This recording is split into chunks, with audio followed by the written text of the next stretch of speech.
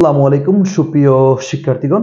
তো আজকে আমি যারা এইচএসসি শিক্ষার্থী আছো, এইচএসসির একটা টপিকস হচ্ছে ফার্স্ট ইয়ার এবং সেকেন্ড ইয়ারের একটা গ্রামারের টপিকস হচ্ছে অ্যাপ্রোপ্রিয়েট প্রিপোজিশন। তো প্রিপোজিশন কিভাবে সলভ করতে হয় আর তোমাদের পরীক্ষায় কিভাবে আসে বোর্ড কোশ্চেন একটা উঠে রাখছি। তো দেখো তোমাদেরকে কিভাবে সহজে সলভ করে। তো এখানে দেখছি once there was A nobleman, একদা এক মহৎ লোক ছিল বা ধার্মিক লোক ছিল বা ভালো লোক ছিল। He was blind dash one eye, তার একটা চোখ, ব্লাইন্ড মানে হচ্ছে অন্ধ, blind, he was blind dash one eye, তার একটা চোখ অন্ধ ছিল। But he was not blind dash his sons fall, কিন্তু তার সন্তানের ভুল দেখার ক্ষেত্রে সে কখনো উদাসীন ছিল না। এ ব্লাইন্ড দিয়া BLIND ব্লাইন্ড, এর সাথে যখন আপনি অফ ইউজ করবেন, এই ব্লাইন্ড অফ অর্থ হচ্ছে অন্ধ, অন্ধ মানে যিনি চোখে দেখেন না। আরটা হচ্ছে ব্লাইন্ড BLIND ব্লাইন্ড টু, এর বাংলা হচ্ছে উদাসীন, উদাসীন এর অর্থ হচ্ছে দেখেও না দেখার ভান করা। তাইলে যেহেতু তার একটা চোখ ছিল না, হি ওয়াজ ব্লাইন্ড অফ হবে, এখানে কি ইউজ করতে পারবো আমরা? Of. He was blind of one eye, তার একটা চোখ অন্ধ ছিল।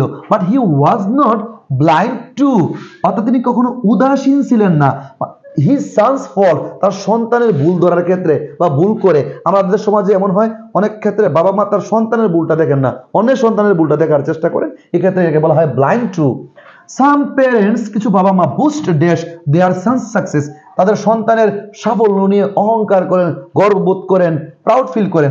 সাম parents boast dash their sons success, boast of, এখানে বুস্ট অফ অর্থ হচ্ছে অহংকার করা, প্রকাশ করা, আমিত্ব প্রকাশ করা।